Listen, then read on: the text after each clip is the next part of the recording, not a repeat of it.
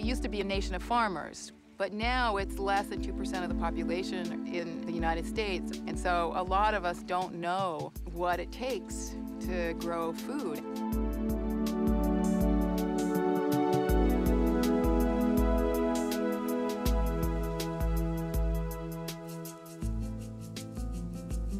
Over 12,000 years ago, people began planting and saving seed. Agriculture flowered, and civilizations were born. In China, thousands of varieties of rice were grown. Over 5,000 kinds of potatoes were cultivated worldwide. In the US alone, more than 7,000 varieties of apples were grown in the 19th century. In the 20th century, the face of farming underwent a radical change. The manufacture of nitrogen-based bombs during World War I led to the development of nitrogen-based chemical fertilizers.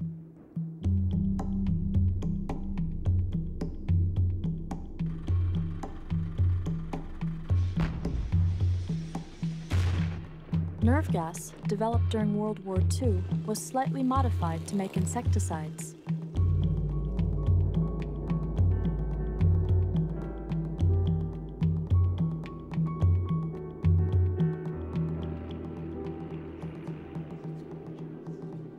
DDT was the hero of its generation.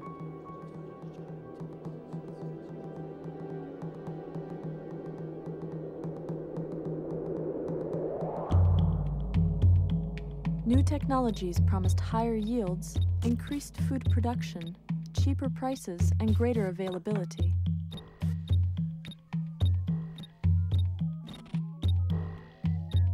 By the mid-20th century, these technologies, along with new developments in plant breeding, led to the Green Revolution.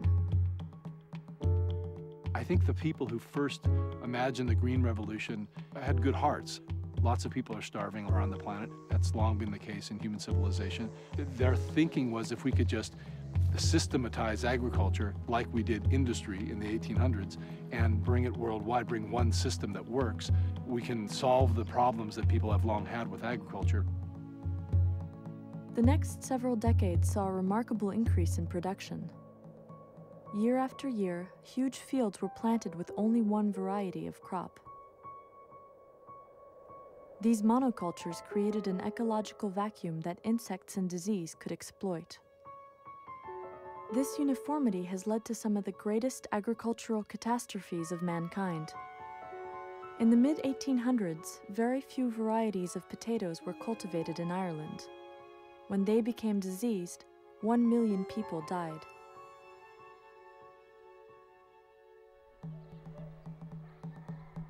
When the same potato blight attacked Peru, they suffered fewer consequences.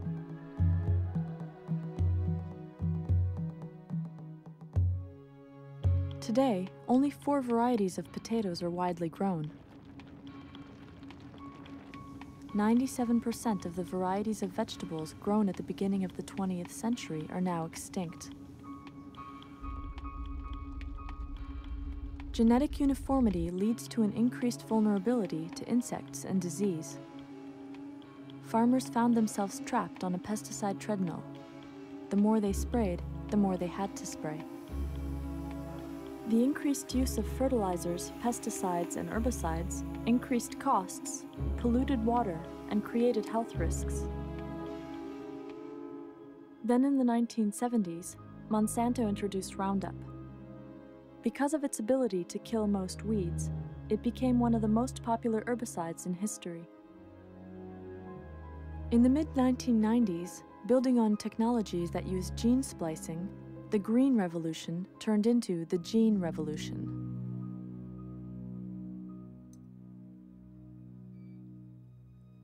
Capitalizing on the new technology, Monsanto genetically modified its seeds to be Roundup ready.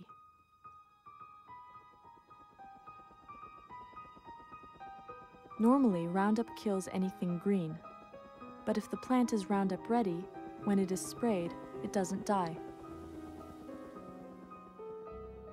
Now the company that sells you the herbicide also sells you the seed. A generation ago, farmers would seed a crop and use a herbicide when necessary, but often they wouldn't need to use a herbicide. And today you have a crop that, right when it goes in the ground, is designed to be sprayed. With Monsanto's Bt corn, the corn itself is registered as an insecticide. This is because every cell has been engineered to manufacture Bt, a natural bacterial toxin. If a corn borer eats any part of the plant, it will die. And now that we have genetic engineering, we're not just, putting chemicals in this food, we're actually industrializing the food at the genetic cellular level.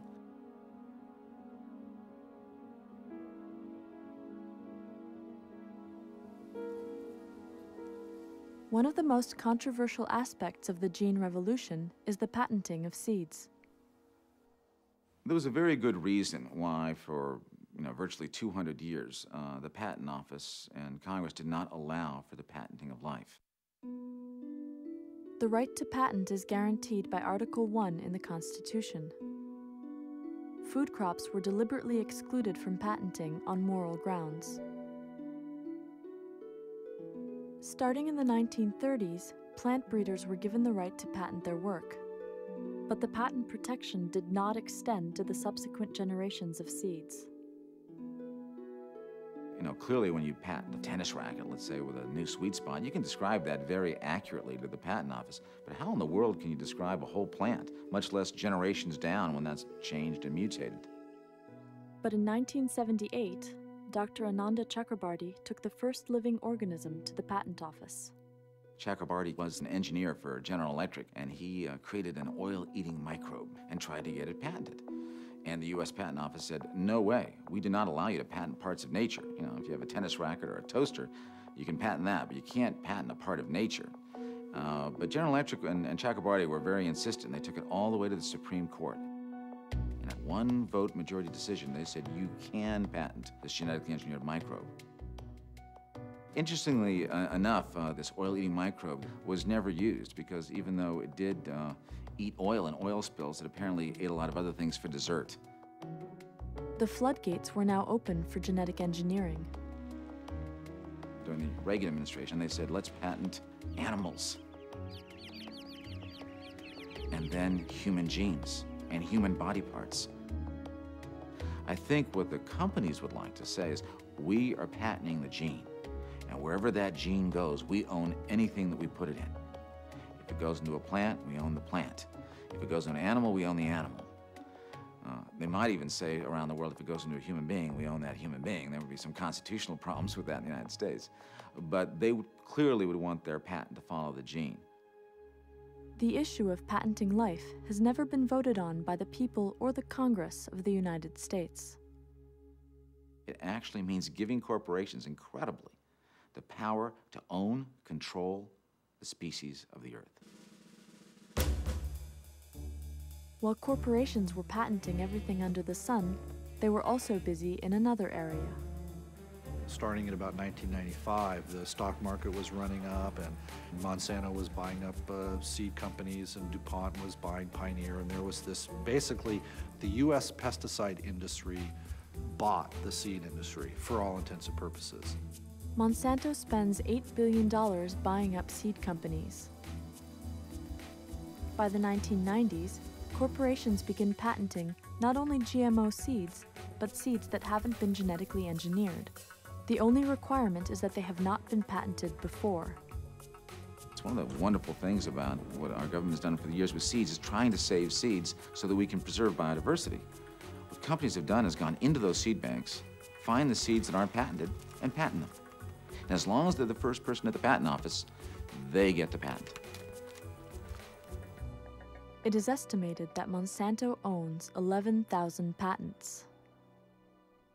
Why would corporations do this? Because then they can take the one seed they want to use to replace all these seeds, and it will own the marketplace.